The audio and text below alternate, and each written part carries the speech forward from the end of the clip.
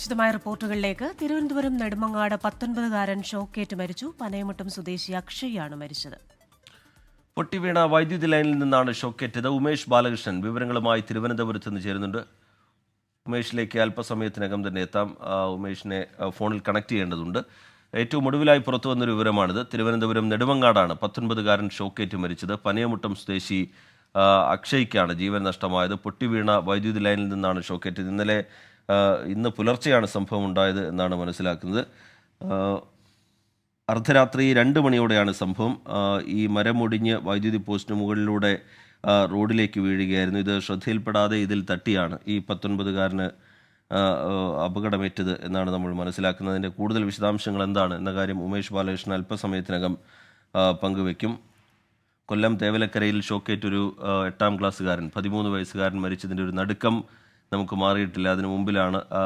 അതിനിടയിലാണ് ഇത്തരത്തിലുള്ള ഒരു സംഭവം കൂടി വീണ്ടും വരുന്നത്. നെടുമങ്ങാട് നിന്നാണ് ഈ വാർത്ത പുറത്തു വരുന്നത്.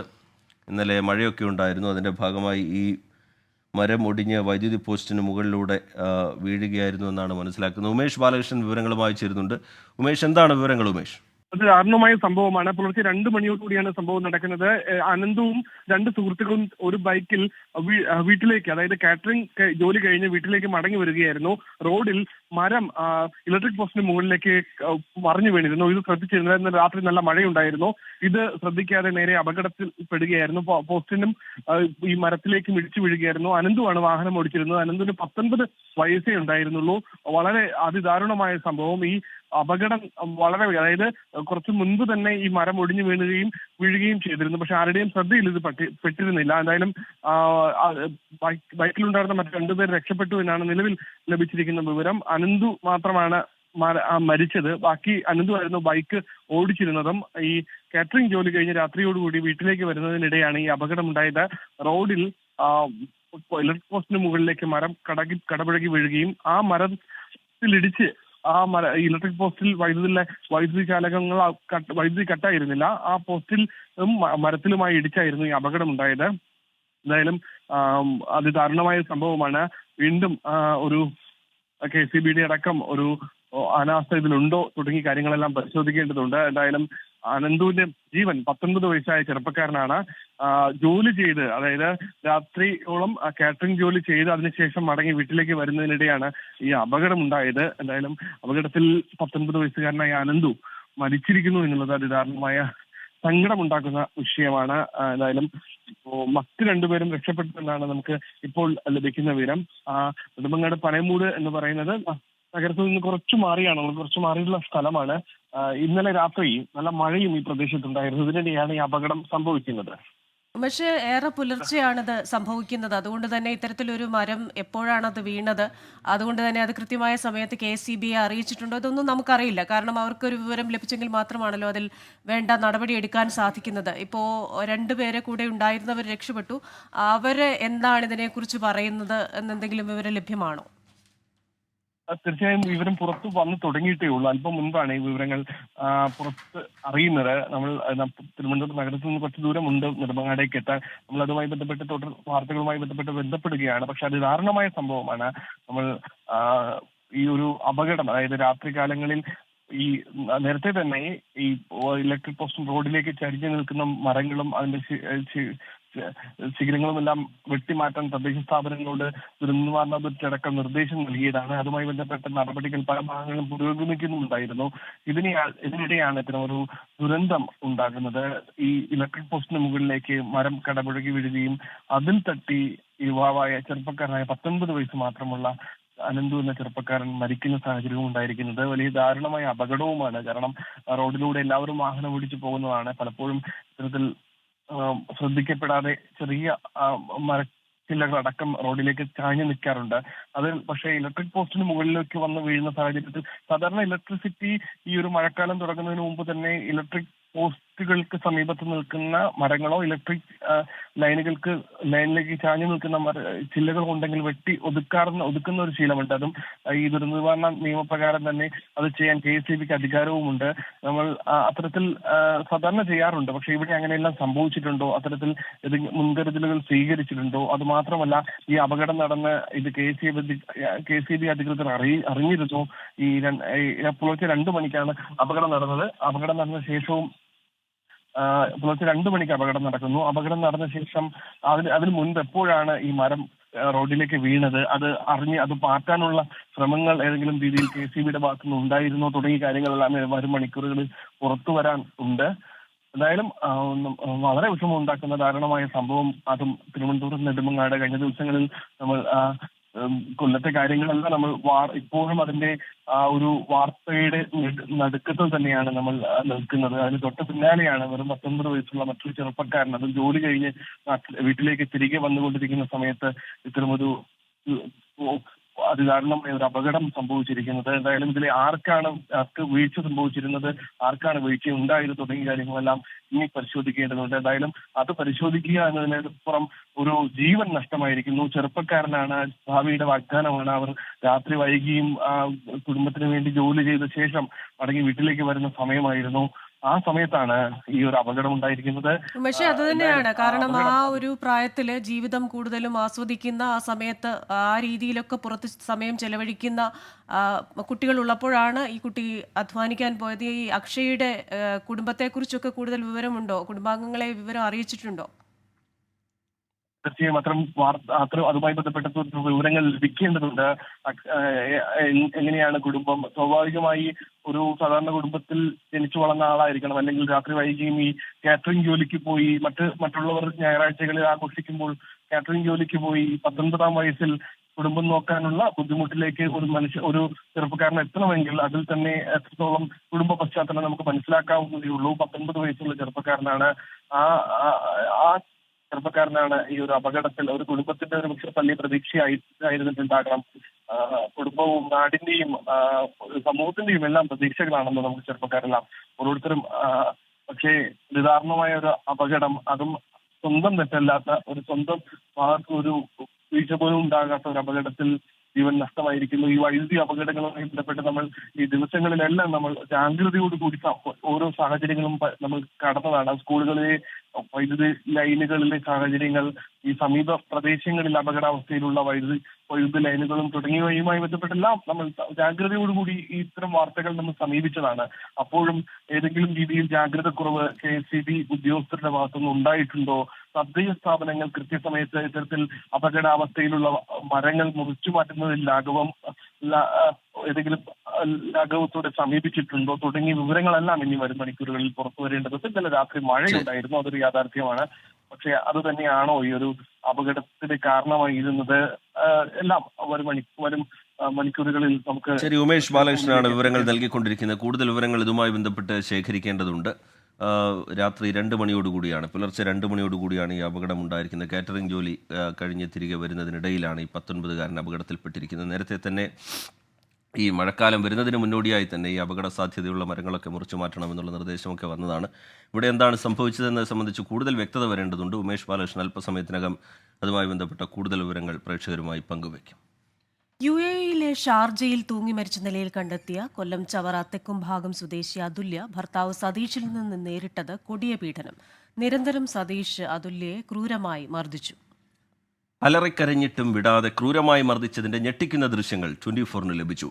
മകൾ ആത്മഹത്യ ചെയ്യില്ലെന്നും കൊന്ന് കെട്ടിത്തൂക്കിയതാണെന്നും മാതാപിതാക്കൾ 24-നോട് പറഞ്ഞു. മർദ്ദനത്തിന്റെ വിവരങ്ങൾ തന്നോട് പറഞ്ഞിരുന്നതായി അതുല്യയുടെ സുഹൃത്തും പറഞ്ഞു.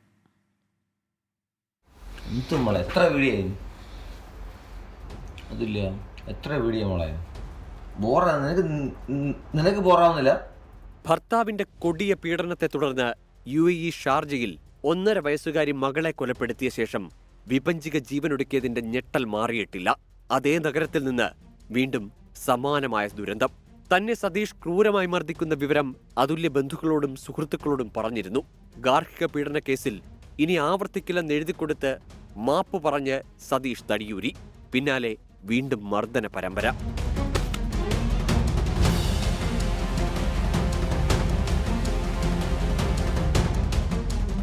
മകൾ ആത്മഹത്യ ചെയ്യില്ലെന്നും ഭർത്താവ് സതീഷ് കൊലപ്പെടുത്തി കെട്ടിത്തൂക്കിയതാണെന്നും അതുല്യയുടെ മാതാവ് 24-നോട് പറഞ്ഞു. എന്റെ മോളെ അടിച്ചു കൊന്നതായിരിക്കും, അടിച്ചു കൊന്ന് കെട്ടിത്തൂക്കിയതായിരിക്കും, അല്ലാതെ ഒരിക്കലും അവൾ ആത്മഹത്യ ചെയ്യത്തില്ല. അവന് സംശയ രോഗമാണ്. എന്റെ മോൾക്ക് നീതി കിട്ടണം. എന്റെ മോളെ അവൻ കൊന്നതാ. ഒരിക്കലും എൻ്റെ മോൾ ആത്മഹത്യ ചെയ്യത്തില്ല. ഈ കേസ് തെളിയിക്കണം. എന്ത് പറഞ്ഞാലും അവന് ശിക്ഷ കൊടുക്കണം. സതീഷ് മൃഗീയമായി പെരുമാറുന്ന വ്യക്തിയാണെന്നും മദ്യത്തിന് അടിമയായിരുന്നുവെന്നും അതുല്യയുടെ പിതാവ് രാജശേഖരൻ പിള്ള. ഓവർ മദ്യപാനമാവുന്ന സമയത്ത് ഒരുപാട് ആക്രമണത്തിനവയും വളരെ മൃഗീയമായി പെരുമാറുകയും ചെയ്യുന്ന ഒരു വ്യക്തിയായിരുന്നു. എന്നിട്ട് പോലും എൻ്റെ മകൾ ഇതെല്ലാം സഹിക്കുകയും ക്ഷമിക്കുകയും ചെയ്യുകയായിരുന്നു. അവൾ ഒരിക്കലും അത് ചെയ്യില്ലെന്നാണ് എൻ്റെ വിശ്വാസം. എൻ്റെ മോള് ഒരിക്കലും ആത്മഹത്യ ചെയ്യില്ല. കുഞ്ഞെന്ന് പറഞ്ഞാൽ അത്ര ജീവനവക്ക്. അങ്ങനെയുള്ളവൾ എങ്ങനെ ആത്മഹത്യ ചെയ്യുമെന്ന് എനിക്കറിയാൻ വയ്യ. അതുല്യ നേരിട്ട കൊടും പീഡനങ്ങൾ സുഹൃത്തും സാക്ഷ്യപ്പെടുത്തുന്നു. ഞാൻ അവളും കൂടി സംസാരിച്ചത് 11-ാം തീയതി ലാസ്റ്റ് ആയിട്ട് എന്നെ വിളിച്ചിട്ട് കരഞ്ഞിട്ടാണ് വിളിച്ചിട്ട് ഞാൻ അവളോട് എന്താണ് ഈ കാര്യം എന്ന് ചോദിച്ചപ്പോൾ എനിക്കിനി സഹിക്കാൻ വയ്യടി, എനിക്ക് നിൽക്കാൻ വയ്യ, അയാളെന്നെ ശരിക്കും ഉപദ്രവിക്കുന്നുണ്ടെന്ന്, നന്നായിട്ട് അയാൾ ദേഹോപദ്രവം ചെയ്യുന്നുണ്ട് അവളെ. ആള് നല്ല മദ്യപാനിയാണ്. മദ്യപിച്ച് വന്നിട്ട് നമ്മൾ വിചാരിക്കുന്ന പോലെ അല്ല അയാൾ ചെയ്യുന്നത് അവളെ. സുഹൃത്തുക്കളായ പെൺകുട്ടികളോട് സംസാരിച്ചാൽ പോലും മർദ്ദിക്കുന്ന തരത്തിൽ സംശയരോഗത്തിന് അടിമയായിരുന്നു സതീഷെന്ന് അതുല്യയുടെ കുടുംബം തറപ്പിച്ചു പറയുന്നു. ജോലിക്ക് പോലും വിടാതെ ഫ്ളാറ്റിൽ പൂട്ടിയിട്ട് മർദ്ദിച്ചു. 10 വയസ്സുകാരി മകൾക്ക് വേണ്ടി അതുല്യ എല്ലാം സഹിച്ചു. ഒടുവിൽ മാതാപിതാക്കളെ തേടിയെത്തിയത് അതുല്യയുടെ മരണവാർത്ത. News desk 24. കൊടിയ ഗാർഹിക പീഡനത്തിന്റെ ഞെട്ടിക്കുന്ന വിവരങ്ങളാണ് അതുല്യയുടെ മാതാപിതാക്കൾ ഇന്നലെ 24-ലൂടെ പങ്കുവച്ചത്. 17-ാം വയസ്സിൽ കല്യാണം നിശ്ചയിച്ചതു മുതൽ അതുല്യ സതീഷിൽ നിന്ന് നേരിട്ടത് ക്രൂരമായ മാനസിക ശാരീരിക പീഡനങ്ങളെന്ന് മാതാപിതാക്കൾ പറഞ്ഞു. ഏത് സാഹചര്യത്തിലും പിടിച്ചു നിന്ന അതുല്യ ഒരു ദിവസം പെട്ടെന്ന് ആത്മഹത്യ ചെയ്യില്ല എന്നും ഇത് കൊലപാതകം തന്നെയാണെന്നും കുടുംബം പറയുന്നു. ആദ്യം ആ പ്രതികരണങ്ങളിലേക്ക്. മകള് ഒരുപാട് കോംപ്രമൈസ് ചെയ്ത് കുഞ്ഞിന് വേണ്ടി, അവളുടെ മകൾക്ക് വേണ്ടി, ഓവർ മദ്യപാനമാവുന്ന സമയത്ത് ഒരുപാട് ആക്രമണത്തിനവയും വളരെ മൃഗീയമായി പെരുമാറുകയും ചെയ്യുന്ന ഒരു വ്യക്തിയായിരുന്നു. എന്നിട്ട് പോലും എൻ്റെ മകൾ ഇതെല്ലാം സഹിക്കുകയും ക്ഷമിക്കുകയും ചെയ്യുകയായിരുന്നു. മദ്യപാനം ഇല്ലാത്തപ്പോൾ അവന് യാതൊരു കുഴപ്പമില്ല. മദ്യം ഓവറായിട്ട് കഴിക്കുമ്പോൾ മാത്രമാണ് ഇത്രയും വയലൻ്റ് ആവുകയും ഇത്രയും ഉപദ്രവങ്ങളും കാര്യങ്ങളൊക്കെ ഉണ്ട്. അല്ലെങ്കിൽ യാതൊരു കുഴപ്പവും ഇല്ലാത്തവനാണ്. പെൺകുട്ടി സഹിക്കാൻ പറ്റാത്തതൊക്കെ അവൾ സഹിച്ചത് ഞാൻ കണ്ടുകൊണ്ടിരിക്കുക. ഞാൻ വിദേശത്ത് ജോലി ചെയ്യുന്ന സമയത്ത് പോലും ഇവർ തങ്ങളുള്ള ഇഷ്യൂ ഞാൻ ഫോണിൽ കൂടി നേരിട്ടും ലൈവും എല്ലാം കണ്ടിട്ടുണ്ട്. അവൾ ഒരിക്കലും അത് ചെയ്യില്ലെന്നാണ് എൻ്റെ വിശ്വാസം. എൻ്റെ മോള് ഒരിക്കലും ആത്മഹത്യ ചെയ്യില്ല. കുഞ്ഞെന്ന് പറഞ്ഞാൽ അത്ര ജീവനവക്ക്. അങ്ങനെയുള്ളവൾ എങ്ങനെ ആത്മഹത്യ ചെയ്യുമെന്ന് എനിക്കറിയാൻ വയ്യ. എനിക്ക് അക്കാര്യത്തിൽ വലിയ സംശയമുണ്ട്. ഇനി ഒരിക്കലും ഒരു കുഞ്ഞിന് ഇങ്ങനെയുള്ള ഗതി ഉണ്ടാവരുത്. എൻ്റെ പൊന്നുമോളെ വിളിക്കുമ്പോഴൊക്കെ പറയുമായിരുന്നു, അമ്മ ഉപദ്രവിക്കുകയൊക്കെ ചെയ്യുന്നതിനെ കാണിച്ചിട്ടുണ്ട്, പലവട്ടവും കാണിച്ചിട്ടുണ്ട്. അപ്പോഴൊക്കെ ഞാൻ പറഞ്ഞിട്ടുണ്ട്, എൻ്റെ പൊന്നുമോളെ നീ എന്തിനാണ് ഇങ്ങനെ സഹിച്ചു കിടക്കുന്നത്. അന്നേരമൊക്കെ അവള് പറയാം, അമ്മ എൻ്റെ കുഞ്ഞിൻ്റെ പഠിത്തം നോക്കിയാ ഞാൻ ഇതെല്ലാം സഹിക്കുകയും ക്ഷമിക്കുകയും ചെയ്യുന്നത്. പ്ലേറ്റ് വെച്ച് തലയ്ക്ക് അടിച്ച് 3-4 തുണ്ടായി പ്ലേറ്റ്. എന്നിട്ട് ശരീരത്തിന്റെ കൊങ്ങായിക്ക് കുത്തിപ്പിടിച്ച് എല്ലാം പാടുകളായിരുന്നു എൻ്റെ കുഞ്ഞിന്റെ. എൻ്റെ മോളെ അടിച്ചു കൊന്നതായിരിക്കും, അടിച്ചു കൊന്ന് കെട്ടിത്തൂക്കിയതായിരിക്കും, അല്ലാതെ ഒരിക്കലും അവൾ ആത്മഹത്യ ചെയ്യത്തില്ല. ജോലിക്ക് രാത്രിയാവും, അവൻ ജോലിയും കഴിഞ്ഞ് വരുമ്പോൾ അവൻ അവിടെ കാണണമെന്നും പറഞ്ഞ് അതും വിട്ടില്ല. പലവട്ടം അവൾ എന്നോട് പറഞ്ഞിട്ടുണ്ട്, അമ്മ ഒരു തരത്തിലും വയ്യ, ഒരു തരത്തിലും ജീവിക്കാൻ പറ്റത്തില്ലെന്ന്. കൂടെ പഠിച്ച കൊച്ചുങ്ങളെ വഴി വെച്ച് കണ്ടു കഴിഞ്ഞാൽ ആണ് പോലോ പെണ്ണു പോലോ അവരെന്തെങ്കിലും സംസാരിക്കുകയോ കൈ കാണിക്കുകയോ ചെയ്ത് അവൻ വീട്ടിൽ ചെന്നിട്ട് അടിക്കും. പെൺകുഞ്ഞുങ്ങൾ സംസാരിച്ചാലും അവനിഷ്ടമല്ല. അവൻ അന്നേരം അവളുമായിട്ട് വഴക്കടിച്ച് അവളെ ഉപദ്രവിക്കും. കല്യാണം കഴിഞ്ഞ അന്ന് മുതലേ അവന് എൻ്റെ കുഞ്ഞിനെ ശാരീരികമായിട്ടും മാനസികമായിട്ടും പീഡിപ്പിച്ചുകൊണ്ടിരുന്നത്. നിസാര കാര്യത്തിന് റോഡിൽ കൂടെ 2 പേരും കൂടെ പോയാലും എങ്ങോട്ടെങ്കിലും ഒരു ബീച്ചിലോ എങ്ങോട്ടെങ്കിലും ഒന്ന് പോയാൽ ആമ്പിള്ളാർ നോക്കിയെന്നും പറഞ്ഞ് എൻ്റെ കുഞ്ഞിനെ അടിക്കുമായിരുന്നു, മുറി കൊണ്ടിട്ടിട്ട്. അവന് സംശയരോഗമാണ്. എൻ്റെ മോൾക്ക് നീതി കിട്ടണം. എൻ്റെ മോളെ അവൻ കൊന്നതാ. ഒരിക്കലും എൻ്റെ മോൾ ആത്മഹത്യ ചെയ്യത്തില്ല. ഈ കേസ് തെളിയിക്കണം. എന്ത് പറഞ്ഞാലും അവന് ശിക്ഷ കൊടുക്കണം. വിവരങ്ങളുമായി കൊല്ലത്ത് നിന്ന് സുജിത് സുരേന്ദ്രനാണ് ചേരുന്നത്. സുജിത്തെ, വിപഞ്ചികയുടെയും വൈഭിയുടെയും ആ ഒരു മരണത്തിന്റെ ഞെട്ടൽ കേരളത്തിൽ മാറിയിട്ടില്ല. ആ സമാനമായ സംഭവം തനിയാവർത്തനം എന്ന് പറയുന്നത് പോലെ ഇപ്പോൾ ഇയാൾക്ക് സംശയരോഗം ഉണ്ടായിരുന്നു. ഇത് ഇത്ര വർഷങ്ങളാണ്, 17 വയസ്സ് മുതൽ 30 വയസ്സ് വരെ എത്രയോ വർഷങ്ങൾ ആ കുട്ടി ഇത് സഹിക്കുന്നു. അപ്പോൾ ഈ വിഷയത്തിൽ കൊലപാതകമെന്ന ഒരു സംശയം കൂടെ കുടുംബം പറയുന്നുണ്ടല്ലോ. ഏത് രീതിയിലുള്ള നിയമ നടപടിക്കൊക്കെ ആയിരിക്കും ഇനി അവർ നീങ്ങുന്നത്?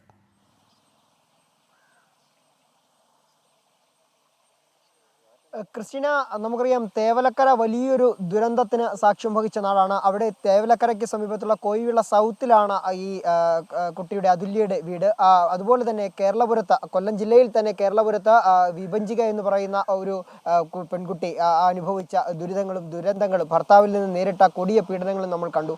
അതിന് സമാനമായ രീതിയിൽ ഒരുപക്ഷെ അതിനേക്കാൾ കൂടുതൽ പീഡനങ്ങൾ അതുല്യ ഭർത്താവിൽ നിന്നും നേരിട്ടിരുന്നു എന്നാണ് മനസ്സിലാക്കാൻ. അതും 10 വർഷത്തിലേറെ പീഡനം നേരിടേണ്ടി വന്നു. മകൾക്ക് വേണ്ടി എല്ലാം സഹിച്ചു എന്നാണ് ഈ അതുല്യ ബന്ധുക്കളോടും അതുപോലെ തന്നെ അടുത്ത സുഹൃത്തിനോടും ഒക്കെ തന്നെ പറഞ്ഞത്. പക്ഷേ അത്രയും കൊടിയ പീഡനങ്ങൾ സഹിച്ച് ഒടുവിൽ ഇത്തരത്തിലൊരു ആത്മഹത്യയിലേക്ക് അതുല്യ നീങ്ങില്ല എന്ന് തന്നെയാണ് ഇവരൊക്കെ തന്നെ പറയുന്നത്. കാരണം കൊലപ്പെടുത്തിയതാകാമെന്നുള്ള സംശയം തന്നെയാണ് വീട്ടുകാർക്കും അതുപോലെ തന്നെ ഈ സുഹൃത്തുക്കൾക്കുമൊക്കെ ഉള്ളത്. അല്ലാതെ അതുല്യ ആത്മഹത്യ ചെയ്യില്ല എന്നിവരൊക്കെ തന്നെ ഉറച്ച് വിശ്വസിക്കുകയാണ്. കാരണം അത്രയ്ക്ക് വലിയ പീഡനങ്ങളാണ് ഈ ഭർത്താവ് സതീഷിൽ നിന്നും ഈ അതുല്യ നേരിട്ടിരുന്നതെന്നുള്ളതാണ്. കല്യാണം കഴിഞ്ഞ നാൾ മുതൽ അമ്മ പറയുന്നുണ്ട്, കല്യാണം കഴിഞ്ഞ നാൾ മുതൽ തന്നെ ഇത്തരത്തിൽ കൊടിയ രീതിയിൽ വലിയ രീതിയിൽ പീഡിപ്പിച്ചിരുന്നു. ഒരു സൈക്കോയെ പോലെയായിരുന്നു ഈ സതീഷ് പെരുമാറിയിരുന്നുള്ളതാണ്. സതീഷിൻ്റെ വീട് ശാസ്താംകോട്ടയാണ്. ഇവരുടെ വീടിന് അടുത്ത് തന്നെയാണ്. അങ്ങനെ വിവാഹം കഴിഞ്ഞ് ഈ കുട്ടി ഉണ്ടായതിനു ശേഷവും നിരന്തരം പീഡിപ്പിക്കുന്നു. മകൾ ആരാധ്യയുടെ പഠനവുമായി ബന്ധപ്പെട്ടാണ് ഇവിടെ എല്ലാം സഹിച്ചതെന്നാണ് പറയുന്നത്. ഈ മകളുമൊത്ത് 3 മാസം മുമ്പ് വിദേശത്തേക്ക് പോയിരുന്ന അതുല്യ തിരികെ മകളുടെ വിദ്യാഭ്യാസം അവിടെ ചെയ്യാൻ കഴിയാത്തൊരു സാഹചര്യത്തിലാണ് ഇവിടേക്ക് തിരിച്ചെത്തിയിട്ട് വീണ്ടും അവിടേക്ക് മടങ്ങിയത്. ഈ ചില ദൃശ്യങ്ങളൊക്കെ തന്നെ തനിക്ക് ഇത്തരത്തിൽ ഭർത്താവിൽ നിന്ന് നേരിടുന്ന ഈ പീഡനങ്ങളൊക്കെ തന്നെ വീട്ടുകാരെയും തൻ്റെ സുഹൃത്തുക്കളെയും ഒക്കെ അറിയിക്കണം, പുറം ലോകത്തെ അറിയിക്കണമെന്ന നിർബന്ധ ബുദ്ധി കൂടി അതുല്യക്കുണ്ടായിരുന്നു. അതുകൊണ്ട് തന്നെയാണ് അത്തരം ദൃശ്യങ്ങളൊക്കെ തന്നെ അതുല്യ ശേഖരിച്ചു വെച്ചിരുന്നതും അത് ജനങ്ങളെ അറിയിക്കാൻ പുറത്തേക്ക് എത്തിക്കുന്നതിന് വേണ്ടിയുള്ള കാര്യങ്ങൾ ചെയ്യുകയും ചെയ്തത്. എന്തായാലും ഈ സംഭവത്തിൽ ഇപ്പോൾ തെക്കുംഭാഗം പോലീസ് കേസെടുത്തിരിക്കുന്നു. അമ്മയുടെ മൊഴി രേഖപ്പെടുത്തിയിരിക്കുന്നു. അമ്മ തുളസിഭായിയുടെ മൊഴിയുടെ അടിസ്ഥാനത്തിൽ ഇപ്പോൾ ഗാർഹിക പീഡന നിരോധന നിയമം ഉൾപ്പെടെയുള്ള വിവിധ വകുപ്പുകൾ ചുമത്തിയാണ് കേസെടുത്തിട്ടുള്ളത്. എന്തായാലും സമഗ്രമായ അന്വേഷണം വിഷയത്തിൽ വേണമെന്നുള്ള ആവശ്യമാണ് ബന്ധുക്കൾ മുന്നോട്ട് വയ്ക്കുന്നത്. ക്രിസ്റ്റീന, രജിത്ത്. ശരി, സുജിത് സുരേന്ദ്രനാണ് വിവരങ്ങൾ പങ്കുവച്ചത്. മകൾ ആത്മഹത്യ ചെയ്യില്ല, അത് കൊലപാതകമാണ് എന്ന ഗുരുതരമായ ആക്ഷേപവും ആരോപണവുമാണ് ഇപ്പോൾ ഈ പെൺകുട്ടിയുടെ കുടുംബം ഉയർത്തുന്നത്. എന്തായാലും പോലീസിൻ്റെ അന്വേഷണം തുടങ്ങിയിട്ടുണ്ട്. സുജിത്ത് അതിൻ്റെ വിശദാംശങ്ങൾ പങ്കുവയ്ക്കുകയായിരുന്നു. തിരുവനന്തപുരം നെടുമങ്ങാട് 19-കാരൻ ഷോക്കേറ്റ് മരിച്ച വാർത്തയിലേക്കാണ്. പനയമുട്ടം സ്വദേശി അക്ഷയാണ് മരിച്ചത്. പൊട്ടിവീണ വൈദ്യുതി ലൈനിൽ നിന്നാണ് ഷോക്കേറ്റത്. പുലർച്ചെ 2 മണിയോടെയാണ് സംഭവം. ഉമേഷ് ബാലകൃഷ്ണൻ വിവരങ്ങളുമായി തിരുവനന്തപുരത്ത് നിന്ന് ചേരുന്നുണ്ട്. ഉമേഷ്, വലിയ സങ്കടകരമായ ഒരു വാർത്തയാണ്. നേരത്തെ അതിൻ്റെ പ്രാഥമികമായി ലഭ്യമായ വിവരങ്ങൾ നമ്മൾ പ്രേക്ഷകർക്ക് മുമ്പിലേക്ക് എത്തിച്ചിരുന്നു. ഇപ്പോൾ കൂടുതൽ വിവരങ്ങൾ ലഭ്യമാകുന്നുണ്ടോ ഉമേഷ്? 3 പേരായിരുന്നു ഈ ബൈക്കിലുണ്ടായിരുന്നത്. അതിൽ 2 പേർ രക്ഷപ്പെട്ടിട്ടുണ്ട്. അവർക്ക് മറ്റു പരിക്കുകളില്ല എന്നുള്ളത് ആശ്വാസകരമാണ്. അതേസമയം അക്ഷയുടെ മൃതദേഹം ഇപ്പോൾ നെടുമങ്ങാട് ജില്ലാ ആശുപത്രിയിലേക്ക് മാറ്റിയിട്ടുണ്ട്. ഈ ഒരു പ്രദേശം, ഇത് കുറച്ച് ഒഴിഞ്ഞ പ്രദേശമൊന്നുമില്ല, ടൗൺ തന്നെയാണ്, ഈ നഗരപ്രദേശം തന്നെയാണ്. അപ്പോൾ എന്താണ് ഈ മരം ഒടിഞ്ഞ് നേരെ പോസ്റ്റിലേക്ക് വീഴുകയും പോസ്റ്റ് പൂർണ്ണമായി തകർന്ന് റോഡിലേക്ക് മറിഞ്ഞ അവസ്ഥയിലായിരുന്നു. ഈ വാഹനം ഓടിച്ചിരുന്നത് അക്ഷയ, ഇരുചക്ര വാഹനമാണ്. ഇരുചക്ര വാഹനം ഓടിച്ചിരുന്നത് അക്ഷയ് തന്നെയാണ്. അക്ഷയാണ് ഈ വാഹനം ഓടിച്ചിരുന്നത്. അപകടത്തിൽ, കാരണം നേരിട്ട് ഇലക്ട്രിക് പോസ്റ്റുകളിൽ നിന്നുള്ള ലൈനുകൾ നേരെ അക്ഷയുടെ ദേഹത്തേക്കാണ് തട്ടിയത്. നേരിട്ട് തട്ടുകയായിരുന്നു ഉണ്ടായിരുന്നത്. തുടർന്ന് മറിഞ്ഞു വീഴുകയാണുണ്ടായിരുന്നു. തൊട്ട് പിറകിലുണ്ടായിരുന്ന 2 പേർ, ഒരു സ്കൂട്ടറിൽ 3 പേരുണ്ടായിരുന്നു. അതിൽ 2 പേർ അപ്പോൾ തന്നെ പുറത്തേക്ക് ബൈക്ക് വീഴുന്നതിനനുസരിച്ച് അവർ ഈ മറ്റു സൈഡിലേക്ക് നേരെ എതിർ ദിശയിലേക്ക് വീഴുകയാണുണ്ടായത്. അതുകൊണ്ടാണ് അവർ കൂടുതൽ പരിക്കില്ലാതെ രക്ഷപ്പെടുകയും ചെയ്തത്. എന്തായാലും അക്ഷയുടെ മൃതദേഹം ജില്ലാ ആശുപത്രിയിലേക്ക് മാറ്റി. ഇപ്പോഴും ഒരു കാരണം, നമുക്ക് ഈ അപകട കാരണം മരം കടപുഴകി പോസ്റ്റിലേക്ക് വീഴുകയും പോസ്റ്റ് പൂർണ്ണമായി തകർന്ന റോഡിലേക്ക് വീഴുകയുമാണ് ഉണ്ടായത്. അതിൽ ഏതെങ്കിലും രീതിയിലുള്ള അനാസ്ഥകൾ ഉണ്ടായിട്ടുണ്ടോ, ആരുടെ ഭാഗത്ത് ഒരുപാട് മണിക്കൂറുകളോളം ഇത് പോസ്റ്റ് തകർന്ന് അവിടെ കിടപ്പുണ്ടായിരുന്നു തുടങ്ങിയ കാര്യങ്ങളെല്ലാം നമുക്ക് പ്രദേശത്ത് എത്തിയതിനു ശേഷം മാത്രമേ നമുക്ക് അറിയാൻ കഴിയുകയുള്ളൂ. നമ്മൾ എന്തായാലും ജില്ലാ ആശുപത്രിയിൽ മൃതദേഹം സൂക്ഷിച്ചിട്ടുണ്ട്. നാട്ടിനെ വളരെ സങ്കടകരമാക്കുന്ന വിഷയം കൂടിയാണ്. കാരണം 19-കാരനായ ചെറുപ്പക്കാരനാണ്. അദ്ദേഹം ജോലിക്ക് പോയിട്ട് തിരികെ വീട്ടിലേക്ക് വരുന്ന സമയമായിരുന്നു. കാറ്ററിംഗ് ജോലി, ഞായറാഴ്ച കാറ്ററിംഗ് ജോലിക്ക് പോയി തിരികെ വീട്ടിലേക്ക് വരുന്ന സമയമായിരുന്നു. രാത്രിയാണ്, പുലർച്ചെ 2 മണിയോടുകൂടി വീട്ടിലേക്ക് പോയിക്കൊണ്ടിരിക്കുന്ന സമയത്തായിരുന്നു ഈ അപകടം സംഭവിക്കുന്നത്. എന്തായാലും ദാരുണമായ സംഭവം. എന്തായാലും കൂടുതൽ ദൃശ്യങ്ങൾ നമ്മൾ പുറത്തേക്ക് വിടുകയാണ്. ഇതുമായി ബന്ധപ്പെട്ട പ്രദേശത്തെ ദൃശ്യങ്ങൾ, ഇരുചക്ര വാഹനം എപ്പോഴും ആ റോഡിൽ തന്നെ കിടപ്പുണ്ട്. കിടപ്പുണ്ട്. ലൈനിൽ വൈദ്യുതി പൂർണ്ണമായി വിച്ഛേദിച്ചിട്ടുണ്ട് എന്നാണ് അറിയുന്നത്. എന്തായാലും വിച്ഛേദിച്ച ശേഷം തന്നെയാണ് അക്ഷയ് അവിടെ നിന്നും മാറ്റി നേരെ ജില്ലാ ആശുപത്രിയിലേക്ക് മൃതദേഹം കൊണ്ടുപോയത്. അവിടെ എത്തിക്കുമ്പോൾ തന്നെ മരിച്ച മരണം സ്പോട്ടിൽ തന്നെ സംഭവിച്ചു എന്നാണ് മനസ്സിലാക്കാൻ കഴിയുന്നത്. ക്രിസ്റ്റീന, ഉമേഷ്, ഈ ഒപ്പം കൂട്ടുകാരും ഉണ്ടായിരുന്നു. അവരുടെ ആരോഗ്യനില, അവർക്ക് എന്തെങ്കിലും പരിക്ക് പറ്റുന്ന നിലയോ മറ്റോ ഉണ്ടായിട്ടുണ്ടോ? ആശുപത്രിയിൽ നിന്ന് ലഭ്യമാകുന്ന വിവരങ്ങൾ എന്താണ്? അവരെ ആശുപത്രിയിലേക്കാണ് കൊണ്ടുപോയതെന്നാണ് ആദ്യഘട്ടത്തിൽ മനസ്സിലായത്. ഉമേഷ്, തീർച്ചയായും വീഴ്ചയിലുണ്ടായ അപകടം മാത്രമേ അവർക്ക് ഇപ്പോൾ ഉള്ളൂ. വൈദ്യുതി ഷോക്ക് ഏറ്റിട്ടില്ല എന്നാണ് മനസ്സിലാക്കുന്നത്. വീഴ്ചയിലുണ്ടായ അപകടം അവർക്കുണ്ട്. ചെറിയ പരിക്കുകൾ മാത്രമേ ഉള്ളൂ. അത് നിസ്സാരമായ പരിക്കുകളല്ല, നിസ്സാരമായ പരിക്കുകളാണ് എന്നുള്ളതാണ് ആശ്വാസകരം. എന്തായാലും അക്ഷയ് മാത്രമാണ് ഈ ഒരു അപകടത്തിൽ ഇരയാക്കപ്പെട്ടത്, അല്ലെങ്കിൽ പൂർണ്ണമായി മരണത്തിന് കീഴടങ്ങേണ്ടി വന്നത്. മറ്റു രണ്ടുപേരും, സുഹൃത്തുക്കളായ രണ്ടുപേരും രക്ഷപ്പെട്ടിട്ടുണ്ട്. അവരുടെ ഇപ്പോൾ നെടുമങ്ങാട് ജില്ലാ ആശുപത്രിയിൽ അവരുണ്ട്. എന്തായാലും നാടിനെ തന്നെ നടുക്കിയ ഒരു അപകടം. പുലർച്ചെ ഉണരുന്നത് ഈ ഒരു ദുരന്ത വാർത്ത കേട്ടുകൊണ്ടാണ് എന്നുള്ളതാണ് ഒരു വിഷമകരം. 19 വയസ്സുകാരായ ചെറുപ്പക്കാരൻ വീട്ടിന് വേണ്ടി, കുടുംബം നോക്കാൻ വേണ്ടി ജോലിക്ക് പോയിരുന്ന ചെറുപ്പക്കാരൻ ജോലി കഴിഞ്ഞ് വീട്ടിലേക്ക് വരുമ്പോൾ തന്റേതല്ലായ കാരണത്താൽ റോഡിൽ തകർന്നു മറിഞ്ഞു വീണ മരത്തിൽ തട്ടി കടപുഴകി വീണ ഇലക്ട്രിക് പോസ്റ്റിൽ തട്ടി ഷോക്കേറ്റ് മരിക്കുന്നു എന്നുള്ളൊരു വാർത്ത ദാരുണമായ സംഭവമാണ്, സങ്കടകരമായ സംഭവമാണ്. എന്തായാലും തുടർ അന്വേഷണങ്ങൾ ഈ വിഷയത്തിൽ ഉണ്ടാകേണ്ടതുണ്ട്. എന്തായാലും ആശ്വാസകരം, ഈ അക്ഷയ്ക്കൊപ്പം ഉണ്ടായിരുന്ന ബൈക്കിലുണ്ടായിരുന്ന രണ്ടുപേരും വലിയ ഗുരുതരമല്ലാത്ത പരിക്കുകൾ മാത്രമേ സംഭവിച്ചിട്ടുള്ളൂ. അവർക്ക് ജീവൻ തിരിച്ചു കിട്ടി എന്നുള്ളതും ഈ വലിയൊരു അപകടം മുന്നിൽ നിന്ന് അവർ രക്ഷപ്പെട്ടിരിക്കുന്നു എന്നുള്ളതും. എങ്കിലും കൂടെ ഉണ്ടായിരുന്ന, തങ്ങൾക്കൊപ്പം ഉണ്ടായിരുന്ന സുഹൃത്തിനെ, കൂട്ടുകാരനെ നഷ്ടപ്പെട്ട വേദനയോടുകൂടി അവർ എപ്പോഴും ആശുപത്രിയിൽ തന്നെയുണ്ട്. ശരി, ഉമേഷ് ബാലകൃഷ്ണൻ തിരുവനന്തപുരത്ത് നിന്ന് വിവരങ്ങൾ നൽകുകയായിരുന്നു. പുലർച്ചെ 2 മണിയോടുകൂടിയാണ് ഈ അപകടം ഉണ്ടായത്. ഒരുപക്ഷെ ആരുടെയും ശ്രദ്ധയിൽ ആദ്യഘട്ടത്തിൽ അത് പെട്ടിട്ടുണ്ടാവില്ല. ഈ ഒപ്പം 2 കൂട്ടുകാരുണ്ടായിരുന്നു ഈ 19-കാരൻ്റെ. അവർക്ക് കാര്യമായ പരിക്കില്ല. ഈ ബൈക്ക് മറിഞ്ഞതിനെ തുടർന്നുണ്ടായ പരിക്ക് മാത്രമാണുള്ളത്. അവരെ ആശുപത്രിയിലേക്ക് മാറ്റിയിട്ടുണ്ട്. ഒരു 19-കാരനാണ് ജീവൻ നഷ്ടമായിരിക്കുന്നത്. ഒരുപാട് കാര്യങ്ങൾ ഇതുമായി ബന്ധപ്പെട്ട് അറിയേണ്ടതുണ്ട്. ഇന്നലെ അവിടെ മഴയുണ്ടായിരുന്നു. ആ മഴയിലാണ് ഈ മരം ഒടിഞ്ഞ് ബൈക്കിന് മുകളിലേക്ക് വീണ്, വൈദ്യുതി കമ്പിയിലേക്ക് വീണ്, പിന്നീട് ബൈക്കിന് മുകളിലേക്ക് വീണ് ഒരു ചെറുപ്പക്കാരന് ജീവൻ നഷ്ടമാവുന്ന നിലയുണ്ടായത്. എന്തായാലും കൂടുതൽ വിവരങ്ങൾ പുറത്തു വരട്ടെ. കൂടുതൽ വാർത്തകളിലേക്ക്. സംസ്ഥാനത്ത് ഇന്ന് അതിശക്തമായ മഴയ്ക്ക് സാധ്യതയെന്ന് കേന്ദ്ര കാലാവസ്ഥാ വകുപ്പിന്റെ മുന്നറിയിപ്പ്. മധ്യകേരളത്തിലും വടക്കൻ കേരളത്തിലും മലയോര മേഖലകളിലും മഴ കനത്തേക്കും. എറണാകുളം, ഇടുക്കി, തൃശൂർ, പാലക്കാട്, മലപ്പുറം, കോഴിക്കോട്, വയനാട്, കണ്ണൂർ, കാസർഗോഡ് ജില്ലകളിൽ ഓറഞ്ച് അലർട്ട് പ്രഖ്യാപിച്ചിട്ടുണ്ട്. സമീർ സി മുഹമ്മദ് വിവരങ്ങളുമായി ചേരുന്നുണ്ട് കോഴിക്കോട്ട് നിന്ന്. സമീർ, ഇന്നും വടക്കൻ ജില്ലകളിൽ അതിശക്തമായ മഴയ്ക്ക് തന്നെയാണ് സാധ്യതയുള്ളത്. റെഡ് അലേർട്ട് അല്ലെങ്കിൽ കൂടി അവിടെ ഓറഞ്ച് അലേർട്ട് നിലനിൽക്കുന്ന സാഹചര്യമുണ്ട് ചില ജില്ലകളിൽ. വരും മണിക്കൂറുകളിൽ മഴയുടെ സ്വഭാവം ഏത് തരത്തിലായിരിക്കും എന്നാണ് നമ്മൾ മനസ്സിലാക്കുന്നത്. ജില്ലകൾക്ക് നൽകിയിരിക്കുന്ന മുന്നറിയിപ്പ് ഏത് തരത്തിലാണ് Sameer? Good morning Christina, Rijith. തീർച്ചയായും നിങ്ങൾ സൂചിപ്പിച്ചതുപോലെ തന്നെയാണ് അതിശക്തമായ മഴയ്ക്ക് സാധ്യതയുണ്ട് എന്നാണ് കേന്ദ്ര കാലാവസ്ഥാ വകുപ്പിന്റെ മുന്നറിയിപ്പ്. 2 ജില്ലകളിൽ ഒഴികെ 12 ജില്ലകളിലും ശക്തമായ മഴ ലഭിക്കും എന്നാണ് കാലാവസ്ഥാ വകുപ്പിന്റെ മുന്നറിയിപ്പ്. പ്രധാനമായും മധ്യ കേരളത്തിലും അതുപോലെ തന്നെ വടക്കൻ ജില്ലകളിലും ഒപ്പം തന്നെ മലയോര മേഖലയിലും അതിശക്തമായ മഴയ്ക്ക് സാധ്യതയുണ്ട് എന്നാണ് കാലാവസ്ഥാ വകുപ്പിന്റെ മുന്നറിയിപ്പ്. അതിന്റെ ഭാഗമായിക്കൊണ്ടുള്ള അലർട്ടുകളും പ്രഖ്യാപിച്ചിട്ടുണ്ട്. പ്രധാനമായും മധ്യ കേരളത്തിലും അതുപോലെ തന്നെ വടക്കൻ ജില്ലകളിലും വരുന്ന ഈ 12 ജില്ലകളിലാണ് ഈ ഇത്തരത്തിലുള്ള അലർട്ട് പ്രഖ്യാപിച്ചിരിക്കുന്നത്. എറണാകുളം, ഇടുക്കി, തൃശൂർ, പാലക്കാട്, മലപ്പുറം, കോഴിക്കോട്, വയനാട്, കണ്ണൂർ, കാസർഗോഡ് ജില്ലകളിലാണ് ഓറഞ്ച് അലർട്ട് പ്രഖ്യാപിച്ചിരിക്കുന്നത്. തീവ്ര മഴയ്ക്കുള്ള സാധ്യതയുണ്ട് എന്നാണ് മുന്നറിയിപ്പ്. മറ്റ് ജില്ലകളിൽ യെല്ലോ അലർട്ടും പ്രഖ്യാപിച്ചിരിക്കുന്നു. അതോടൊപ്പം തന്നെയാണ് മലയോര മേഖലയിൽ അതിശക്തമായിട്ടുള്ള കാറ്റിന്റെ സാധ്യത കൂടി നിലനിൽക്കുന്നു എന്നുള്ള മുന്നറിയിപ്പ് കൂടിയുള്ളത്. അത്തരമൊരു സാഹചര്യത്തിൽ ഇതുമായി ബന്ധപ്പെട്ടുള്ള ജാഗ്രതാ നിർദ്ദേശമാണ് ജില്ലാ ഭരണകൂടങ്ങൾ നൽകുന്നത്. മലയുടെ താഴ്ഭാഗത്തും അതുപോലെ തന്നെ മരങ്ങൾക്ക് താഴ്ഭാഗത്തും ഒക്കെ നിൽക്കുന്നവരും അതുപോലെ വാഹനങ്ങൾ പാർക്ക് ചെയ്യുന്നവരൊക്കെ ശ്രദ്ധിക്കണം. അത്തരത്തിലുള്ള മേഖലയിലൊക്കെ തന്നെ വലിയ രീതിയിലുള്ള അപകടങ്ങൾ ഉണ്ടാവാനുള്ള സാധ്യതയുണ്ട്. മണ്ണും മലയും അതുപോലെ തന്നെ മരങ്ങളുമൊക്കെ പൊട്ടി വീഴാനും അത്തരത്തിലുള്ള അപകടങ്ങൾക്കൊക്കെയുള്ള സാധ്യതയുണ്ട് എന്നുള്ള ഒരു മുന്നറിയിപ്പിന്റെ പശ്ചാത്തലത്തിലാണ് ഇത്തരം ഒരു ജാഗ്രതാ നിർദ്ദേശം നൽകിയിരിക്കുന്നത്. കൂടാതെ തീരമേഖലയുമായി ബന്ധപ്പെട്ട് നിലനിൽക്കുന്ന ജില്ലകളുണ്ട്. ആ മേഖലകളിൽ അതുമായി ബന്ധപ്പെട്ടുള്ള നിർദ്ദേശങ്ങളും നൽകിയിരിക്കുന്നു. പ്രധാനമായും അതിശക്തമായിട്ടുള്ള കാറ്റുണ്ടാകുമ്പോൾ വലിയ രീതിയിലുള്ള തിരമാലകളെത്തും. അങ്ങനെ വരുമ്പോൾ അത് മത്സ്യബന്ധനത്തിന് പോകുന്നവർക്ക് തന്നെ അപകടത്തിൽപ്പെടാനുള്ള സാധ്യത ഏറെയാണ്. ഇത്തരമൊരു പശ്ചാത്തലത്തിലാണ് കേരള, കർണാടക അതുപോലെ തന്നെ ലക്ഷദ്വീപ് തീരങ്ങളിൽ മത്സ്യബന്ധനത്തിന് ഏർപ്പെടുത്തിയിട്ടുള്ള ആ ഒരു നിയന്ത്രണം അത് തുടരും എന്നുള്ള നിർദ്ദേശം കൂടി, അത് തുടരണം എന്നുള്ള ആ ഒരു നിർദ്ദേശം കൂടിയാണ് ഇപ്പോൾ കാലാവസ്ഥാ വകുപ്പിന്റെ ഈ മുന്നറിയിപ്പിലുള്ളത്. അതിന്റെ ഭാഗമായിക്കൊണ്ടാണ് ജില്ലാ ഭരണകൂടങ്ങൾ ജാഗ്രതയോടുകൂടി മുന്നോട്ട് പോകുന്നത്. ക്രിസ്റ്റീന, റീജിത്ത്. സമീർ സി മുഹമ്മദാണ് കോഴിക്കോട് നിന്ന് വിശദാംശങ്ങൾ നൽകിയത്. 9 ജില്ലകളിലാണ് ഇന്ന് ഓറഞ്ച് അലർട്ട് ഉള്ളത്.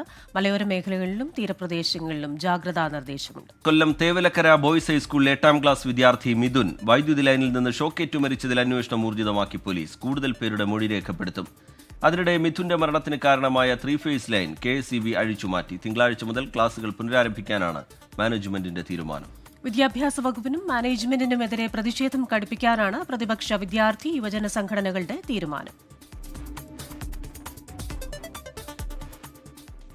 ഇടുക്കി കാമാക്ഷി പഞ്ചായത്ത് ഇരുമ്പ് ഗേഡറുകൾ ഉപയോഗിച്ച് വൈദ്യുതി ലൈനിന് തൊട്ടടുത്ത് സ്ഥാപിച്ച കമാനങ്ങൾ പൊളിച്ചു മാറ്റാൻ നടപടിയില്ല. പ്രധാന റോഡുകളിൽ സ്ഥാപിച്ചിരിക്കുന്ന കമാനം അപകടമുണ്ടാക്കാൻ സാധ്യതയുണ്ടെന്ന KSEBയുടെ നോട്ടീസിനെ അവഗണിക്കുകയാണ് പഞ്ചായത്ത് അധികൃതർ.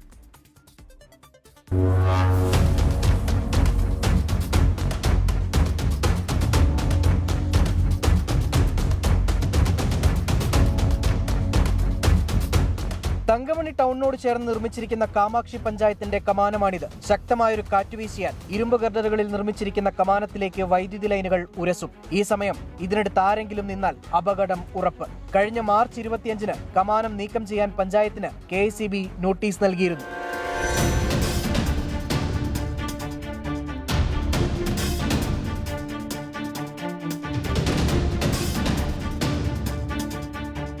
റോഡിൽ കമാനങ്ങൾ പാടില്ല എന്നുള്ള ഹൈക്കോടതി ഉത്തരവ് ഇവിടെ ലംഘിക്കപ്പെട്ടിരിക്കുന്നു.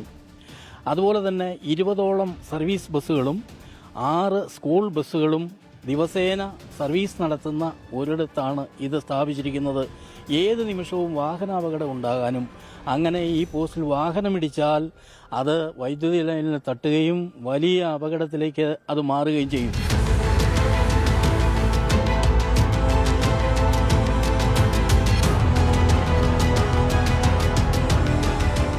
പ്രകാശിലുള്ള ഈ കമാനത്തിന്റെയും അവസ്ഥ സമാനമാണ്. ഇതിനെതിരെ പരാതി ലഭിച്ചിട്ടില്ലാത്തതിനാൽ KSEB നടപടിയെടുത്തിട്ടില്ല. വൈദ്യുതി ലൈനോട് ചേർന്നുള്ള നിർമ്മിതികൾക്ക് വശങ്ങളിലേക്ക് 2 മീറ്ററും താഴ്ചയിലേക്ക് 3.7 മീറ്ററും അകലമുണ്ടാകണം. എന്നാൽ കാമാക്ഷി പഞ്ചായത്ത് ആ മാനദണ്ഡം പാലിച്ചിട്ടില്ല. 10 ലക്ഷം രൂപ ചെലവഴിച്ചാണ് പഞ്ചായത്ത് 3 ഇടങ്ങളിൽ ഇതേ രീതിയിലുള്ള കമാനങ്ങൾ നിർമ്മിച്ചത്. 55,000 രൂപ കൂടി വകയിരുത്തി വൈദ്യുതി ലൈനുകൾ ഉയർത്താനുള്ള നടപടി സ്വീകരിക്കാനാണ് പഞ്ചായത്തിന്റെ പുതിയ തീരുമാനം. രാഹുൽ വിജയൻ, 24 ഇടുക്കി. സർക്കാരും ഗവർണറും തമ്മിൽ തർക്കം നിലനിൽക്കുന്നതിനിടെ മുഖ്യമന്ത്രി പിണറായി വിജയൻ ഇന്ന് ഗവർണറെ കാണും. വൈകുന്നേരം 3:30-ന് രാജ്ഭവനിലെത്തിയാണ് മുഖ്യമന്ത്രി ഗവർണർ രാജേന്ദ്ര വിശ്വനാഥ് അർലേക്കറെ കാണുന്നത്. സർവകലാശാല വിഷയങ്ങളിൽ സർക്കാരിനും രാജ്ഭവനും ഇടയിൽ സമവായമുണ്ടാക്കുകയാണ് കൂടിക്കാഴ്ചയുടെ ലക്ഷ്യം. വിവരങ്ങളുമായി തിരുവനന്തപുരത്ത് നിന്ന് വീണ്ടും ചേരുകയാണ് ഉമേഷ് ബാലകൃഷ്ണൻ. Umesh, good morning. ഇന്ന് മുഖ്യമന്ത്രി ഗവർണറെ കാണും. ഒരു മഞ്ഞുരുക്കത്തിനുള്ള സൂചനകളുണ്ട്. സർവകലാശാല വിഷയങ്ങൾ ചർച്ചയാകും. ഒപ്പം തന്നെ തുടർന്നുള്ള ദിവസങ്ങളിലും മാസങ്ങളിലുമൊക്കെ സർക്കാരും ഗവർണറും തമ്മിലുള്ള ഒരു ബന്ധം നല്ല രീതിയിൽ മുന്നോട്ട് കൊണ്ടുപോകാനുള്ള ചർച്ചകൾ കൂടി അനൌദ്യോഗികമായാണെങ്കിലും നടക്കില്ലേ?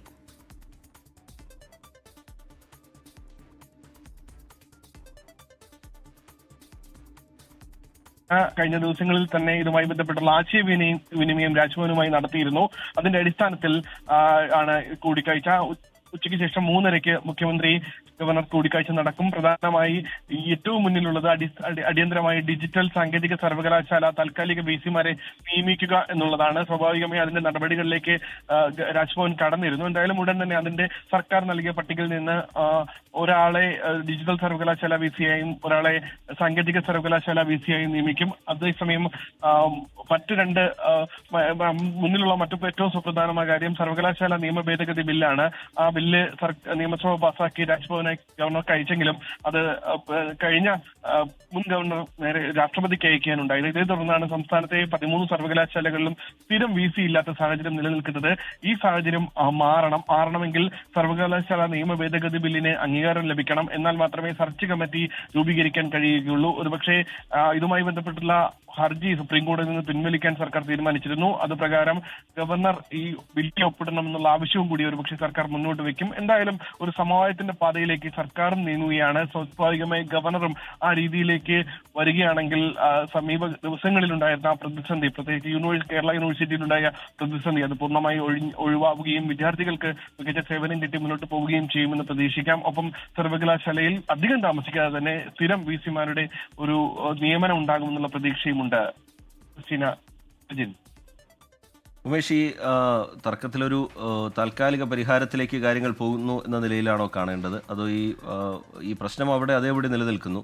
ഇത് ഭാരതാംബ വിവാദത്തിലെ ഗവർണറുടെ നിലപാടായിക്കോട്ടെ, രജിസ്ട്രാറോടുള്ള സമീപനമായിക്കോട്ടെ, ഇനിയിപ്പോൾ ഇവിടെ ഈ കേരള സർവകലാശാലയിൽ ഒരു സമവായം രൂപപ്പെട്ടാൽ തന്നെ പിന്നീടുള്ള പ്രശ്നങ്ങൾ അവിടെ ഉണ്ട്. അവിടെ സിൻഡിക്കേറ്റ് വിളിക്കുമ്പോൾ ആര് രജിസ്ട്രാർ, അല്ലെങ്കിൽ ഈ അനിൽകുമാറിൻ്റെ കാര്യത്തിൽ എന്ത് തീരുമാനം എന്നൊക്കെ അവിടെ നിൽക്കുകയാണല്ലോ. ഒരു താൽക്കാലികമായ ഒരു വെടിനിർത്തലിലേക്ക് കാര്യങ്ങൾ പോകുന്നു എന്നാണോ മനസ്സിലാക്കേണ്ടത് ഉമേഷ്?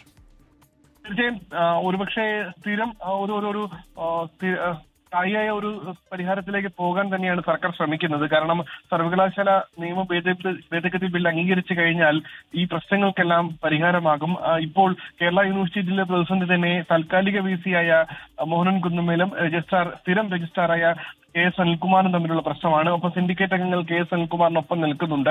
ഈ സാഹചര്യത്തിൽ ഒരു സ്ഥിരം VC നിയമനത്തിലേക്ക് സർക്കാർ നീങ്ങുകയാണെങ്കിൽ ഈ പ്രശ്നങ്ങൾക്കെല്ലാം പരിഹാരം ഉണ്ടാകും.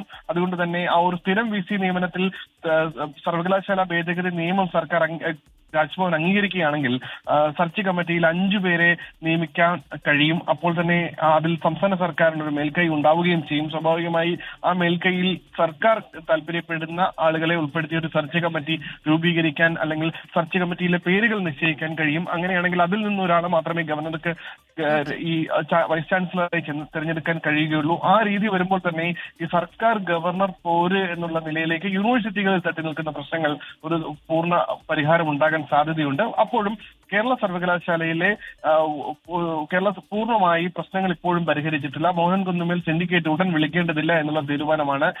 2 ആഴ്ചയ്ക്ക് ശേഷം സിൻഡിക്കേറ്റ് വിളിച്ചാൽ മതി എന്നാണ് മോഹൻ കുന്നുമേൽ പറയുന്നത്. കേരള സർവകലാശാലയിലെ ഭരണ പ്രതിസന്ധിയുമായി ബന്ധപ്പെട്ട വിഷയങ്ങളിൽ ഒരു പരിഹാരം കാണുന്നതിനായി മുഖ്യമന്ത്രി ഇന്ന് ഗവർണറെ കാണും. വൈകിട്ട് 3:30 കൂടിക്കാഴ്ച. ഉമേഷ് ബാലകൃഷ്ണനാണ് വിശദാംശങ്ങൾ നൽകിയത്.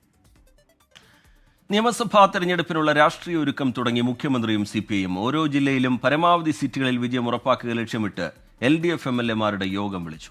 തിരുവനന്തപുരത്തെ LDF MLA-മാരുടെ യോഗം ഇന്നലെ 4 മണിക്ക് ക്ലിഫ് ഹൗസിൽ നടന്നു. 24 എക്സ്ക്ലൂസീവ്. മൂന്നാമതും ഭരണം ഉറപ്പാക്കുന്ന ലക്ഷ്യത്തിലാണ് മുഖ്യമന്ത്രി നിയമസഭാ തെരഞ്ഞെടുപ്പിലെ ഒരുക്കങ്ങളിലേക്ക് നേരിട്ടിറങ്ങുന്നത്. തദ്ദേശ നിയമസഭാ തെരഞ്ഞെടുപ്പുകളുടെ സംഘടനാപരമായ ഒരുക്കങ്ങൾ CPIM ഇതിനകം തന്നെ ആരംഭിച്ചിട്ടുണ്ട്. ഇതിന് സമാന്തരമായാണ് മുഖ്യമന്ത്രി ഓരോ ജില്ലയിലെയും സ്ഥിതി അവലോകനം ചെയ്യുന്നത്.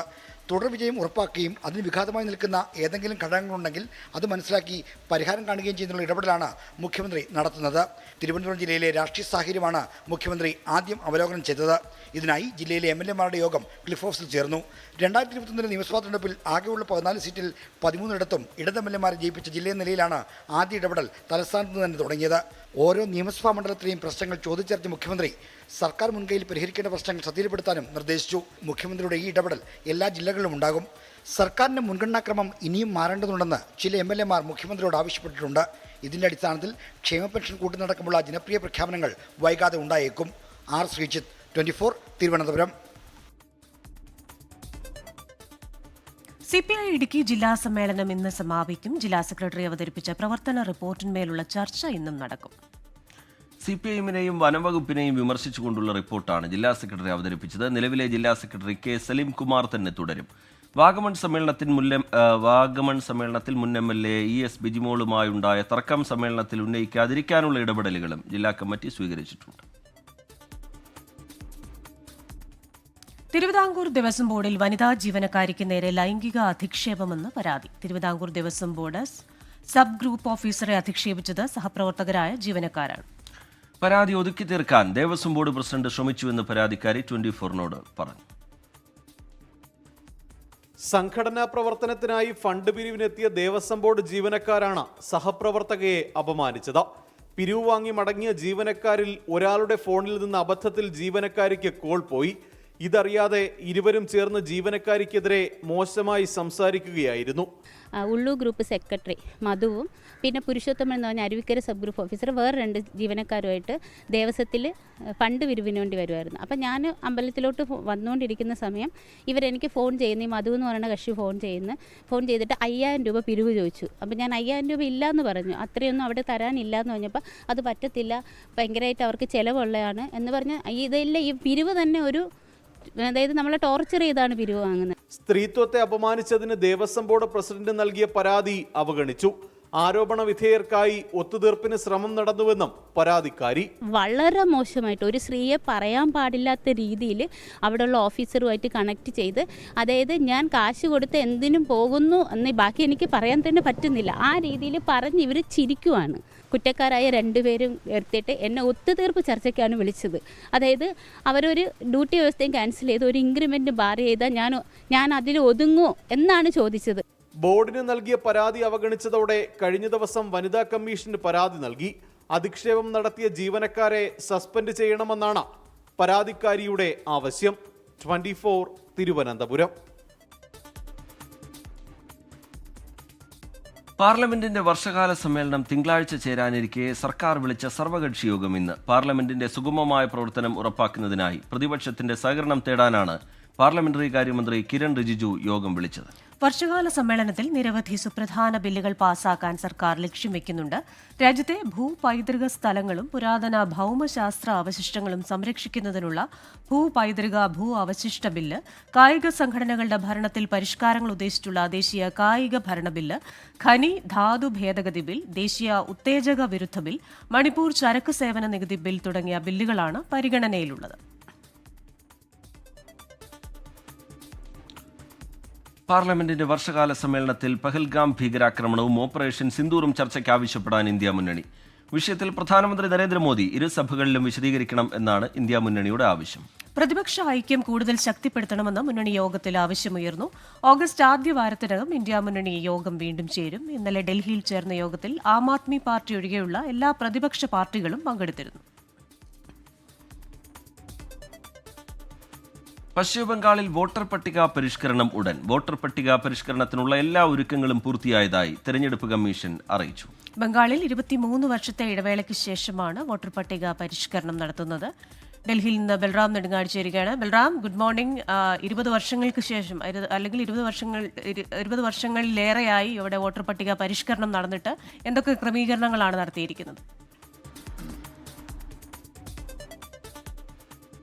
Very good morning Christina. Rijith, ബീഹാറിലെ വോട്ടർ പട്ടിക പരിഷ്കരണത്തിനെതിരായി പ്രതിപക്ഷത്തിന്റെ ശക്തമായ പ്രതിഷേധം തുടരുന്നതിനിടെയാണ് ബംഗാളിലും ഈ വോട്ടർ പട്ടിക പരിഷ്കരണം ആരംഭിക്കാനുള്ള നടപടികൾ കേന്ദ്ര തെരഞ്ഞെടുപ്പ് കമ്മീഷൻ പൂർത്തിയായിരിക്കുന്നത്. ഇതിന്റെ ഭാഗമായുള്ള എല്ലാ ഒരുക്കങ്ങളും പൂർത്തിയായി എന്നും ഏത് സമയം വേണമെങ്കിലും ഇനി വോട്ടർ പട്ടിക പരിഷ്കരണ നടപടികൾ ആരംഭിക്കാമെന്നുമാണ് തെരഞ്ഞെടുപ്പ് കമ്മീഷൻ അറിയിക്കുന്നത്. ഈ മാസം അവസാനം അല്ലെങ്കിൽ ഓഗസ്റ്റ് മാസത്തിൽ ആദ്യ വാരത്തിൽ തന്നെ വോട്ടർ പട്ടിക പരിഷ്കരണ നടപടികൾ, അതായത് സർവേ നടപടികൾ ആരംഭിക്കും എന്നും തെരഞ്ഞെടുപ്പ് കമ്മീഷൻ വ്യക്തമാക്കിയിട്ടുണ്ട്. ഈ വോട്ടർ പട്ടിക പരിഷ്കരണം ബീഹാറിൽ നടപ്പാക്കാനുള്ള തീരുമാനത്തിനെതിരെ തന്നെ നിയമപരമായ പോരാട്ടത്തിനായി സുപ്രീം കോടതിയിൽ എത്തിയിരുന്നു തൃണമൂൽ കോൺഗ്രസ് നേതാക്കൾ. തുടർന്നെന്നാൽ കോടതി ഈ നടപടികളുമായി മുന്നോട്ട് പോകാൻ അനുമതി നൽകുകയായിരുന്നു. ബംഗാളിലെ സംബന്ധിച്ചിടത്തോളം BJP ഈ വോട്ടർ പട്ടിക പരിഷ്കരണത്തെ സ്വാഗതം ചെയ്യുന്നുണ്ട്. പ്രധാനമായും റോഹിംഗ്യൻ വോട്ടുകൾ കൂടുതലായി ചേർത്തിട്ടുണ്ട് എന്നും വ്യാജ വോട്ടുകൾ അനവധിയുണ്ട് സംസ്ഥാനത്ത് എന്നുമുള്ള ആരോപണവുമായി പ്രതിപക്ഷ നേതാവ് സുവേന്ദു അധികാരി അടക്കമുള്ളവർ രംഗത്തുണ്ട്. എന്നാൽ ഈ സംസ്ഥാനത്ത് ഒളിച്ചു താമസിക്കുന്ന ഏതെങ്കിലും ഒരു റോഹിംഗ്യക്കാർ ഉണ്ടെങ്കിൽ അവരുടെ മേൽവിലാസം തരണം എന്ന വെല്ലുവിളിയാണ് മുഖ്യമന്ത്രി മമതാ ബാനർജി ഉയർത്തിയിരിക്കുന്നത്. വിഷയത്തിൽ ശക്തമായ പ്രതിഷേധം തുടരുന്നതിനിടെയാണ് ഇത്തരത്തിൽ ബംഗാളിലും നടപ്പാക്കാനുള്ള ഒരു നടപടി. അതേസമയം ബീഹാറിലെ വോട്ടർ പട്ടിക പരിഷ്കരണം ഇനി ഒരാഴ്ചയിൽ താഴെ മാത്രമാണ് ഈ രേഖകൾ സമർപ്പിക്കാൻ ബാക്കിയുള്ളത്. ക്രിസ്റ്റീന, റീജി. ശരി, ബൽറാം നെടുങ്ങാടി ഡൽഹിയിൽ നിന്ന് വിശദാംശങ്ങൾ പങ്കുവയ്ക്കുകയായിരുന്നു. എറണാകുളം വടുതലയിൽ അയൽവാസി തീ കൊളുത്തി കൊലപ്പെടുത്താൻ ശ്രമിച്ച ക്രിസ്റ്റഫർ മേരി ദമ്പതികൾ ആശുപത്രിയിൽ തുടരുന്നു. മേരി അപകടനില തരണം ചെയ്തിട്ടുണ്ട്.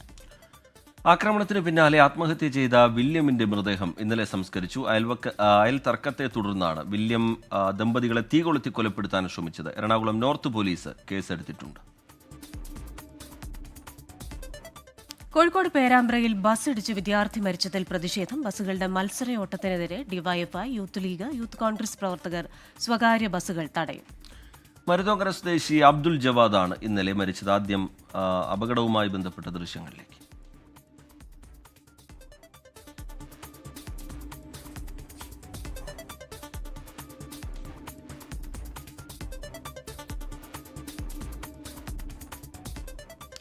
സമീർ സി മുഹമ്മദ് കോഴിക്കോട്ട് എന്ന വിവരങ്ങളുമായി ചേരുന്നുണ്ട്. സമീർ, ഇപ്പോൾ അപകട ദൃശ്യങ്ങളൊക്കെ പുറത്തു വരുന്നുണ്ട്. എന്താണ് മനസ്സിലാക്കാൻ കഴിയുന്നത്? എന്താണ് സംഭവിച്ചത് സമീർ?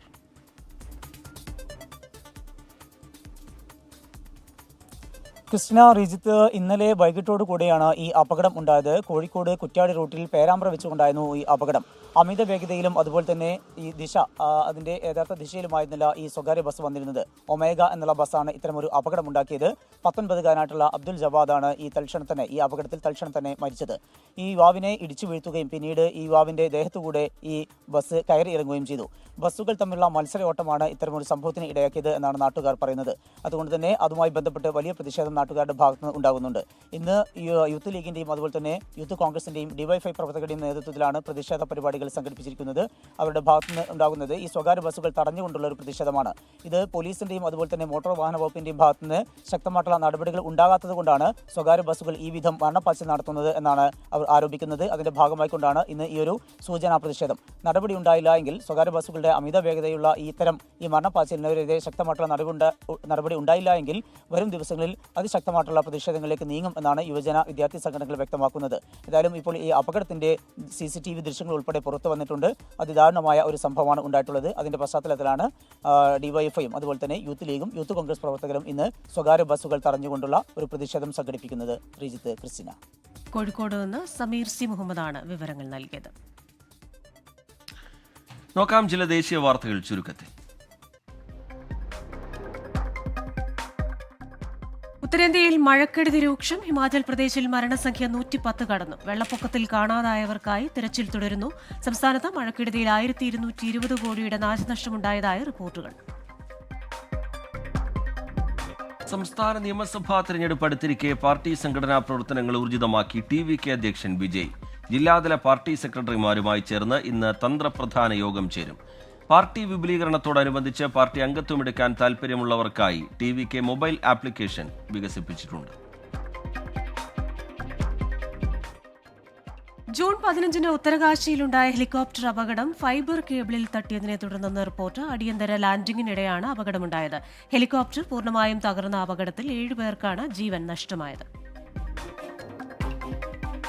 ഉത്തർപ്രദേശിലെ ഗാസിയാബാദിലുള്ള KFC ഔട്ട്ലെറ്റ് മെനുവിൽ നിന്ന് ചിക്കൻ വിഭവങ്ങൾ നീക്കം ചെയ്തു. ശ്രാവണ മാസത്തിന്റെയും കൻവാർ യാത്രയുടെയും പശ്ചാത്തലത്തിൽ മാംസാഹാരം വിൽക്കുന്നതിനെതിരെ ഹിന്ദു രക്ഷാദൾ നടത്തിയ പ്രതിഷേധങ്ങൾക്ക് പിന്നാലെയാണ് തീരുമാനം. ഈ കാലയളവിൽ മാംസാഹാരം വിൽക്കരുതെന്ന് പറഞ്ഞ് ഹിന്ദു രക്ഷാദൾ പ്രവർത്തകർ പ്രതിഷേധിച്ചിരുന്നു. ഇന്ത്യ പാക് സംഘർഷത്തിനിടെ 5 യുദ്ധവിമാനങ്ങൾ തകർന്നെന്ന അമേരിക്കൻ പ്രസിഡന്റ് ഡൊണാൾഡ് ട്രംപിന്റെ വെളിപ്പെടുത്തലിലെ യാഥാർത്ഥ്യമെന്നത് പ്രധാനമന്ത്രി നരേന്ദ്രമോദി വ്യക്തമാക്കണമെന്ന് രാഹുൽ ഗാന്ധി. മോദിജി സത്യം പറയണമെന്നും രാജ്യത്തിന് ഇതേക്കുറിച്ച് അറിയാൻ അവകാശമുണ്ടെന്നും രാഹുൽ ഗാന്ധി എക്സ് പോസ്റ്റിൽ. ട്രംപിന്റെ പ്രസ്താവന പങ്കുവച്ചാണ് രാഹുൽ ഗാന്ധിയുടെ ചോദ്യം. ട്രംപ് ഒരു രാജ്യത്തിന്റെയും പേര് പറഞ്ഞിട്ടില്ലെന്നും എന്തുകൊണ്ടാണ് ഇന്ത്യയുടെ വിമാനമാണ് വീണതെന്ന് ഉറപ്പിക്കുന്നതെന്നും BJP നേതാവ് അമിത് മാളവ്യ. ഉത്തർപ്രദേശിലെ ശാരദാ സർവകലാശാലയിൽ വിദ്യാർത്ഥി ആത്മഹത്യ ചെയ്ത സംഭവത്തിൽ ഡെന്റൽ വിഭാഗത്തിലെ 2 അധ്യാപകർ അറസ്റ്റിൽ. മരിച്ച ജ്യോതിയുടെ ആത്മഹത്യാക്കുറിപ്പിൽ ഇരുവരുടെയും പേര് പരാമർശിച്ചിരുന്നു. ആത്മഹത്യാ പ്രേരണാ കുറ്റത്തിനാണ് അറസ്റ്റ്. വിവരങ്ങളുമായി ഡൽഹിയിൽ നിന്ന് വീണ്ടും ചേരുകയാണ് ബൽറാം നെടുങ്ങാടി. Balram, good morning. ഈ വിഷയത്തിൽ അധ്യാപകരുടെ ഭാഗത്തുനിന്ന് കടുത്ത മാനസിക പീഡനങ്ങൾ ഉണ്ടായി. ഇന്റേണൽ അസസ്മെന്റ് മാർക്ക് കൊടുക്കില്ല, മറ്റ് വിഷയങ്ങളിലൊക്കെ അവർ പല നടപടികളും സ്വീകരിച്ചിരുന്നതായുണ്ടല്ലോ. സർക്കാർ ഇക്കാര്യത്തിൽ കർശന നടപടി സ്വീകരിക്കുമെന്നും പറഞ്ഞിരുന്നു. ഇപ്പോൾ ഈ അറസ്റ്റിലേക്ക് വന്നിരിക്കുന്നു. വിവരങ്ങൾ. Good morning Christina, Rijith. ശക്തമായ വിദ്യാർത്ഥി പ്രതിഷേധത്തിനാണ് ശാരദാ സർവകലാശാലയിലെ വിദ്യാർത്ഥി 2ാം വർഷ BDS വിദ്യാർത്ഥി ജ്യോതിയുടെ ആത്മഹത്യയെ തുടർന്ന് ക്യാമ്പസിൽ ഉണ്ടായത്. ഇതിന്റെ ഒരു പശ്ചാത്തലത്തിലാണ് തുടർ നടപടികളിലേക്ക് പോലീസ് ഉൾപ്പെടെ കടന്നിരിക്കുന്നത്. ഈ ജ്യോതിയുടെ ആത്മഹത്യാക്കുറിപ്പിൽ പേര് പരാമർശിക്കപ്പെട്ടിരുന്ന 2 അധ്യാപകർ, അവർ ഈ BDS വിഭാഗത്തിലെ അധ്യാപകരാണ്. മഹീന്ദർ സിംഗ് ചൗഹാൻ, ഡോക്ടർ ഷൈറി വസിഷ്ഠ എന്നീ 2 പേരെയും അറസ്റ്റ് ചെയ്തിരിക്കുന്നു. പോലീസ് ഇവരെ വിശദമായി തന്നെ ചോദ്യം ചെയ്തു വരുന്നു എന്നാണ് പോലീസ് അറിയിക്കുന്നത്. ഇവർ 2 പേരും ജ്യോതി അടക്കമുള്ള വിദ്യാർത്ഥികളെ മാനസികമായി പീഡിപ്പിച്ചിരുന്നു എന്നാണ് സഹപാഠികൾ പോലീസിന് നൽകിയിരിക്കുന്ന മൊഴി. പ്രധാനമായും ഈ പ്രാക്ടിക്കൽ റെക്കോർഡുകൾ, അതിൽ അക്ഷരത്തെറ്റും മറ്റും ചൂണ്ടിക്കാണിച്ചുകൊണ്ട് വിദ്യാർത്ഥികളെ മാനസികമായി പീഡിപ്പിക്കുകയും ഒപ്പ് ഇട്ട് നൽകില്ല എന്ന് അറിയിക്കുകയും പരീക്ഷയിൽ തോൽപ്പിക്കുമെന്ന് ഭീഷണിപ്പെടുത്തുകയും മറ്റും ചെയ്തിരുന്നുവെന്നും കഴിഞ്ഞ ദിവസം പോലും ജ്യോതിക്ക് അത്തരത്തിൽ തുടർച്ചയായി 2 തവണ പ്രാക്ടിക്കൽ റെക്കോർഡുകൾ സമർപ്പിക്കുമ്പോൾ മാനസിക പീഡനത്തിന് ഇരയായിരുന്നു എന്നുമാണ് സഹപാഠികൾ അറിയിച്ചിരിക്കുന്നത് പോലീസിനെ. ഈ സംഭവത്തിൽ അതേസമയം സർവകലാശാല ഒരു ഉന്നതതല ആഭ്യന്തര അന്വേഷണ സമിതിക്ക് രൂപം നൽകിയിട്ടുണ്ട്.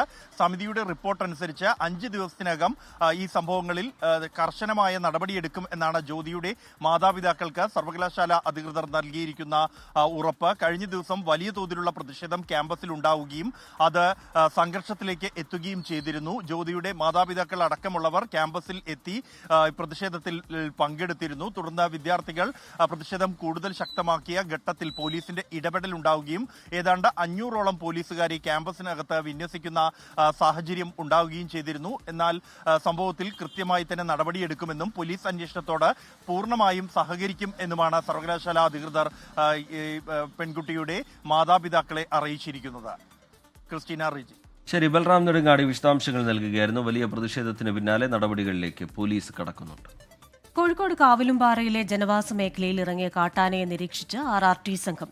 ആന ഇപ്പോൾ കാട്ടിനകത്താണ്. വീണ്ടും ജനവാസ മേഖലയിൽ ഇറങ്ങിയാൽ മയക്കുവെടി വയ്ക്കാനുള്ള നടപടികൾ സ്വീകരിക്കും. വെറ്റിനറി സർജനെ കൊണ്ടുവന്ന് ആനയുടെ ആരോഗ്യസ്ഥിതി പരിശോധിക്കുമെന്ന് മന്ത്രി AK ശശീന്ദ്രൻ പറഞ്ഞിരുന്നു. കഴിഞ്ഞ ദിവസം സ്വന്തം വീട്ടുമുറ്റത്ത് നിൽക്കുകയായിരുന്ന ദമ്പതികളെ ആന ആക്രമിച്ചിരുന്നു. ഗ്രാമപ്രദേശങ്ങളിൽ ഇപ്പോൾ മഴക്കാല ആഘോഷങ്ങളുടെ കൂടി സമയമാണ്. നാടൊന്നാകെ പാടത്തും വയലിലും ഇറങ്ങി ആടിയും പാടിയും ആഘോഷിക്കുകയാണ്. കണ്ണൂർ വെള്ളൂർ മട്ടമ്മൽ വയലിൽ നടന്ന അത്തരമൊരു മഴ വൈബ് പരിപാടി കാണാം.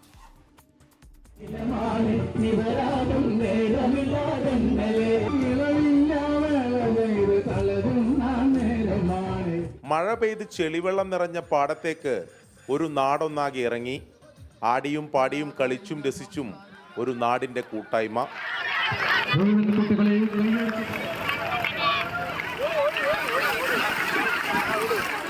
മഴക്കാലമായാൽ ഗ്രാമീണ പ്രദേശങ്ങളിൽ ഇത് പതിവ് കാഴ്ചയാണ്. മട്ടമ്മൽ വയലിൽ വെള്ളൂർ AKG ആർട്സ് ക്ലബിന്റെ നേതൃത്വത്തിലായിരുന്നു ആഘോഷം.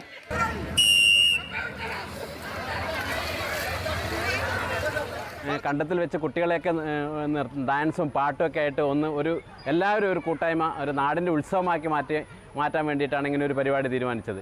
പാടത്തിലെ ചേറിലേക്ക് ഇറങ്ങാനും കൃഷി ചെയ്യാനും ഒരു മടിയും വേണ്ടെന്ന സന്ദേശം കൂടി നൽകുന്നുണ്ട് ഇത്തരം കൂട്ടായ്മകൾ.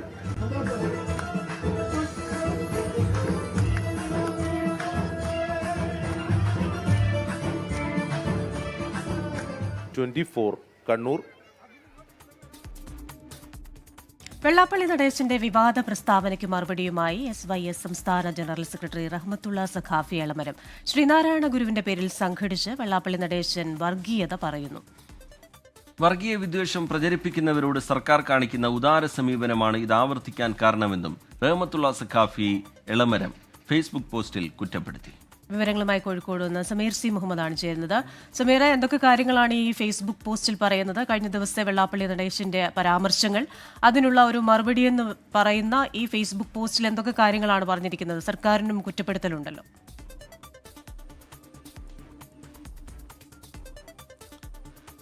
കഴിഞ്ഞ ദിവസമാണ് SNDP യോഗം ജനറൽ സെക്രട്ടറി വെള്ളാപ്പള്ളി നടേശൻ ചില വിവാദ പരാമർശങ്ങൾ നടത്തിയത്. കാന്തപുരം അബൂബക്കർ മുസ്ലിയാർ പറയുന്നത് കേട്ട് ഭരിക്കുന്ന ഒരു സംസ്ഥാനമായി കേരളം മാറുന്നു. അതുപോലെ തന്നെ എന്തെങ്കിലും നടപ്പാക്കുകയാണ് എങ്കിൽ അതിനെയൊക്കെ തന്നെ മലപ്പുറത്ത് പോയി ചോദിക്കണം, അല്ല എങ്കിൽ അതൊന്നും നടപ്പാക്കില്ല. സൂംബ ഡാൻസിന്റെ വിഷയം ഉൾപ്പെടെ ചൂണ്ടിക്കാണിച്ചുകൊണ്ടാണ് അദ്ദേഹം അങ്ങനെ പറഞ്ഞത്. അതുമായി ബന്ധപ്പെട്ടുള്ള ആ ഒരു വിദ്വേഷ പരാമർശം ഉണ്ടാവുകയും ആ വിദ്വേഷ പരാമർശത്തിലാണ് ഇപ്പോൾ SYSന്റെ സംസ്ഥാന ജനറൽ സെക്രട്ടറി റഹ്മത്തുള്ള സഖാഫി എളമരം അതിന്റെ മറുപടിയുമായി വന്നിരിക്കുന്നത്. ഇദ്ദേഹത്തിന് ഇപ്പോൾ മാനസിക ബുദ്ധിമുട്ടുണ്ടാകുന്നു, അല്ലെങ്കിൽ ഈ പ്രായത്തിൻ്റെതായിട്ടുള്ള ബുദ്ധിമുട്ടുകൾ ഉണ്ടാകുന്നു എന്ന് സ്വന്തം സമുദായം തന്നെ തിരിച്ചറിയുകയും അദ്ദേഹത്തെ ഇനിയുള്ള കാലം മാറ്റി നിർത്താനുള്ള ശ്രമങ്ങൾ ഉണ്ടാകണം, അദ്ദേഹത്തെ വിശ്രമ ജീവിതത്തിന് അയക്കേണ്ട കാലഘട്ടമായിരിക്കുന്നു. ഈ വിധത്തിലാണ് പോകുന്നത് എങ്കിൽ സ്വന്തം സമുദായത്തിൽ നിന്ന് തന്നെ അദ്ദേഹത്തിന് മറുപടി ലഭിക്കുന്ന കാലം വിദൂരമല്ല എന്നുള്ള ഒരു പരാമർശമാണ് റഹ്മത്തുള്ള സഖാഫി കുറിക്കുന്നത്. അതോടൊപ്പം തന്നെയാണ് ഇത്തരം സംഭവങ്ങൾ ആദ്യമായിട്ടല്ല. വെള്ളാപ്പള്ളി നടേശന്റെ പ്രസ്താവന വിവാദമായിരുന്നു. ആ പ്രസ്താവനയിൽ വിമർശനവുമായി നിരവധി കോണുകളിൽ നിന്ന് ആൾക്കാരെത്തിയിരുന്നു. അതിന്റെ വിശദീകരണമാണ്, അതിനുള്ള മറുപടിയാണ് ഇപ്പോൾ വന്നിരിക്കുന്നത്. തിരുവനന്തപുരം നെടുമങ്ങാട് 19കാരൻ ഷോക്കേറ്റ് മരിച്ചു എന്ന വാർത്ത നേരത്തെ പ്രേക്ഷകരെ അറിയിച്ചിരുന്നു. അതിന്റെ കൂടുതൽ വിശദാംശങ്ങളിലേക്കാണ് നമ്മൾ കടക്കുന്നത്. പനയമുട്ടം സ്വദേശിക്കാണ് 19കാരനാണ് ജീവൻ നഷ്ടമായത്. പൊട്ടിവീണ വൈദ്യുതി ലൈനിൽ നിന്നാണ് ഷോക്കേറ്റത്. സംഭവസ്ഥലത്ത് അപകട സ്ഥലത്ത് ഇപ്പോൾ ഉമേഷ് ബാലകൃഷ്ണൻ എത്തിയിട്ടുണ്ട്. ഉമേഷ്, അവിടെ നിന്ന് മനസ്സിലാക്കാൻ കഴിയുന്ന എന്താണ്? പുതിയ വിവരങ്ങൾ എന്താണ് ഉമേഷ്? വളരെ വിഷമകരമായ ദൃശ്യങ്ങളാണ് നമുക്കിപ്പോൾ ഇവിടുന്ന് കാണിക്കാൻ കഴിയുന്നത്. കാരണം ഈ വാഹനം എത്തുകയും വാഹനത്തിന്റെ മുകളിലേക്ക് മരവും ഈ പോസ്റ്റും ഒന്നിച്ച് മറിഞ്ഞു വീഴുകയുമായിരുന്നു എന്നാണ് മനസ്സിലാക്കുന്നത്. ഈ ഹെൽമെറ്റ് 3 പേരുണ്ടായിരുന്നു ഈ വാഹനത്തിൽ, 3 പേരുടെയും ഹെൽമെറ്റ് ഇവിടെയുണ്ട്. ആ ഒരു അപകടം നടന്ന സ്ഥലത്തെ സ്പോട്ടിലെ ദൃശ്യങ്ങളാണ് നമ്മൾ ഈ കാണുന്നത്. ഈ വാഹനത്തിൽ പൂർണ്ണമായി ഒരു ലൈൻ കമ്പി പൂർണ്ണമായി ചുറ്റിയ നിലയിലാണ് ഉണ്ടാകുന്നത്. എന്തായാലും നമുക്ക് ദൃക്സാക്ഷികൾ, സമീപ പ്രദേശവാസികളുണ്ട്. ചേട്ടാ, എത്ര മണിക്കായിരുന്നു ഈ സംഭവം നടക്കുന്നത്? ഒരു 12:30 നമ്മളാണ് അടിച്ചുകൊണ്ടിരുന്ന ബോഡി നമ്മൾ വന്നത്. സൗണ്ട് കേൾക്കായിരുന്നു. ഒന്ന് നമ്മളിവിടെ അടിച്ചുകൊണ്ടിരുന്ന പയ്യന്മാർ ബൈക്കിൽ ഇങ്ങനെ കയറി വരുന്നത്, ചിരിച്ച് കളിച്ചവന്മാർ വരുന്നുണ്ട്. അന്ന് ഒരു 5 സെക്കൻഡ് പോലും ആവില്ല, അല്ലെങ്കിൽ ഒരു വിളിയും കേൾക്കുന്ന, ഒരു ഭയങ്കര ശബ്ദവും കേൾക്കുന്നത്. അങ്ങനെ നമ്മളിവിടെ ഓടി വന്നപ്പോൾ ഇതിന്റെ കമ്പിയുടെ അടിയിൽ കിടക്കണം ഒരാൾ, 2 എണ്ണം ഇവിടെ നിൽക്കണം. അവന്മാർക്ക് വലിയ ബോധമൊന്നുമില്ല, അവന്മാർ പിച്ചിപ്പിയായും പറഞ്ഞുകൊണ്ടൊക്കെ ഇരിക്കണം. അവന്മാരെ പേടിച്ചു പോയത്. കാരണം പിന്നീട് മുണ്ടുമൊക്കെ ഉരിഞ്ഞ് ഉടുപ്പൊക്കെ ഇട്ടാണ് അവനെ ഇറങ്ങൂല. ഇതിൽ കറണ്ട് പിടിച്ചിരിക്കുകയല്ലേ, അതുകൊണ്ട് ഒരു കാരണവശാലും അവൻ ഇറങ്ങൂല. പിന്നെ എങ്ങനെയെങ്കിലുമൊക്കെ വലിച്ചൊക്കെ എടുത്തിട്ട് സ്പോട്ടിൽ തന്നെ ആൾ മരണപ്പെട്ടു പോയി. അപ്പോഴത്തന്നെ നമുക്ക് മനസ്സിലായി, നമ്മളെടുത്തിട്ടൊക്കെ പഞ്ചൊക്കെ ചെയ്തപ്പോൾ അറിയാം, കണ്ണൊക്കെ പിടിച്ച് പോയപ്പോൾ ആൾ മരണപ്പെട്ടു. അങ്ങനെ എടുത്ത് അവിടെ തുണിയൊക്കെ വിരിച്ച് അവിടെ കിടത്തിയിട്ടാണ്. ഒരു 10 മിനിറ്റ് കഴിഞ്ഞപ്പോഴാണ് ആംബുലൻസ് വിളിച്ചിട്ട് വന്നില്ല. അങ്ങനെ താഴത്തെ പയ്യൻ്റെ കാറുണ്ടായിരുന്നു, അവനെ പെട്ടെന്ന് വിളിച്ച് അവൻ ഓടി വന്ന് കാറെടുത്ത് കൊണ്ടുപോയി. അപ്പോൾ അവനെ ഒരു PR അവിടെ കൊണ്ട് കയറിയിട്ട് നേരെ നെടുമങ്ങാട്ട് കൊണ്ടുപോകാൻ പറഞ്ഞു. നെടുമങ്ങാട്ട് കൊണ്ട് കയറി അവിടെ മുറിച്ചില്ല, അവിടെ ഇരിക്കുകയാണ്. ഈ അപകടാവസ്ഥയിൽ തന്നെയായിരുന്നു അല്ലേ ഈ മരങ്ങളെല്ലാം? ഈ മരങ്ങൾ ഈ ഒരു കൊമ്പാണ് ഒടിഞ്ഞത്, ഈ ഒരു കൊമ്പ്. അതായത് ഈ മരം നേരെ പോസ്റ്റിലേക്ക് വീഴുന്നു, കമ്പിയിൽ വീണു, പോസ്റ്റ് അരിങ്ങി പോകുന്നു. അപ്പോൾ തന്നെ അവരും എത്തി. അല്ലെങ്കിൽ ഇത് ഇങ്ങനെ റോഡിൽ കിടക്കണമെങ്കിൽ ഒരു കാരണവശാലും ഈ ശബ്ദം കേൾക്കൂല, ഭയങ്കര ഒരു ശബ്ദമാണ് കേട്ടോ. ഇത് ഒടിഞ്ഞ് വീണ ശബ്ദമാണ് കേൾക്കണം. അപ്പോഴത്തെ തന്നെ നമ്മൾ ഓടി ഇവിടെ എത്തി. നമ്മളെ 12 മണിയോടെ 12 മണി കഴിയും. ഇപ്പോഴാണ് ഈ സംഭവം നടന്നത്. ഇവിടെ ആളെല്ലാം കൂടി അതിനു മുമ്പ് ഇവർ 3-4 പേരാണ് ആശുപത്രിയിൽ കൊണ്ടുപോയി. കുറെ കൂടെയുള്ള ചെറുപ്പക്കാര് അടുത്ത് അറിയാന്നുള്ളവർ തന്നെയാണോ? ഈ അടുത്ത ബാച്ചുകൾ തന്നെയാണ്, അടുത്തുള്ള പയ്യന്മാർ തന്നെയാണ്. ഇവർ കാറ്ററിംഗ് പോകണം. ഇവരെല്ലാം അറിയാന്നുള്ളവർ തന്നെ കേട്ടോ. പയ്യന്മാർ അറിയാത്ത പയ്യന്മാരെ പനയോട്ടത്തുള്ള പയ്യന്മാര്. മോന്റെ കൂട്ടുകാരനാ. അവര് പഠിക്കുകയാണോ? ഡിഗ്രിക്ക് പഠിക്കുന്നുണ്ട്. അവിടെ ക്യാമറ മറ്റേ കല്യാണ വീഡിയോ ഫോട്ടോഗ്രാഫർ കൂടെയാണ്.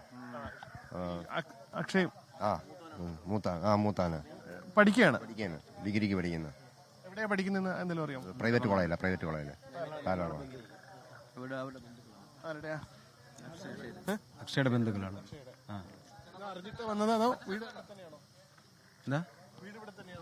അങ്ങനെയാണ് ഞാൻ താമസിക്കുന്നത്. ഇത് അറിഞ്ഞിട്ട് ഇന്നലെ ഹോസ്പിറ്റലിൽ പോയി, എന്നിട്ട് പിന്നെ ഇപ്പം വീട്ടിൽ പോയിട്ടാണ് തിരിച്ചു പോകുന്ന വഴിയാണ്. കൂടെ ഉണ്ടായിരുന്ന ആൾക്കാരും അവിടെ ഉള്ള ആൾക്കാർ തന്നെയാണ്? അടുത്തുള്ള ഒരാള് തൊട്ടടുത്തുള്ളതും ഒരാൾ ഒരു 2 കിലോമീറ്റർ അപ്പുറമുള്ള ആള്. അവരെന്താ പറയുന്നത്? അവരോട് സംസാരിക്കാൻ പറ്റിയിട്ടില്ല. ഹോസ്പിറ്റലിൽ ചെന്നപ്പോൾ അവര് വളരെ ഡെസ്പായിരുന്നു, സംസാരിക്കാൻ പറ്റിയിട്ടില്ല. പോയല്ലേ? അക്ഷയുടെ ഒരു കുടുംബം എങ്ങനെയാ, ഫാമിലിയൊക്കെ? അക്ഷയുടെ അച്ഛൻ ആണ്, എൻ്റെ അളിയനാണ് അക്ഷയുടെ അച്ഛൻ. അക്ഷയും പിന്നെ ഒരു മോനൂടെ ഉണ്ട്. ഇനി അക്ഷയുടെ ചേട്ടനാണുള്ളത്. ഇവൻ ഇപ്പോൾ +2 കഴിഞ്ഞ് ഡിഗ്രിക്ക് ഇതായിട്ട് പ്രൈവറ്റൈസേഷനിൽ ഡിഗ്രി പഠിച്ചുകൊണ്ടിരിക്കുകയാണ്. പിന്നെ ഇടയ്ക്ക് പാർട്ട് ടൈം ആയിട്ട് ഇത് പോകുന്നുണ്ട്. അപകട സ്ഥലത്ത് നിന്ന് തത്സമയം ചേരുകയായിരുന്നു ഉമേഷ് ബാലകൃഷ്ണൻ. മോർണിംഗ് ന്യൂസ് പൂർണ്ണമാവുകയാണ്.